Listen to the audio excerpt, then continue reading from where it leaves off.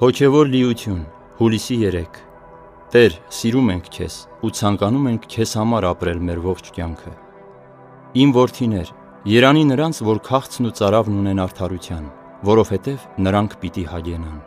Այս է իրական հագեցումը ու ճշմարիտ բավականությունը։ Հոգևոր իրողությանց այս լիության մեջ է, որ կարող է բավարարվածություն ստանալ, բուժվել ու հանգստություն գտնել սրտով հիվանդը, նվաղածը և սպառվածը։ Տեր, ում մոտ պիտի գնանք, դու հավիտենական կյանքի խոսքեր ունես։ Կասեք նաև դուք, դու սեղան ես պատրաստել մեր առջև, կյանքի հացը, կերակուրը երկնքից իջած։ Շատ քչերը հասկացան, որ 4 կամ 5 հազարին կերակրելը պարզ օրինակն էր այն բանի, որ ես մի օր իբրև կերակուր կմատուցվեմ իմ ժողովրդին։ Մտածեք սպասվող այն հրաշքների մասին, որոնք վաղ թե ուշ պիտի հայտնվեն նրանց, ովքեր ինձ մոտ են հանգրվանել։ Ոմանց համար այս հարյուրավոր տարիները իմ ասածներից ու արածներից շատերը դեռևս ծածկված խորհուրդ են մնում։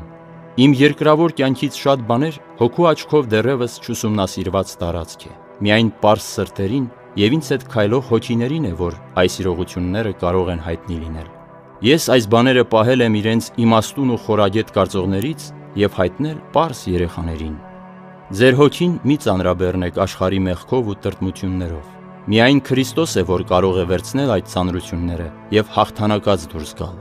Ձեր միջավայրի մարդկանց մեջ դուք փնտրեք միայն նրանց, ովքեր սիրել գիտեն, ովքեր անկեղծ են, ազնիվ ու քաջ։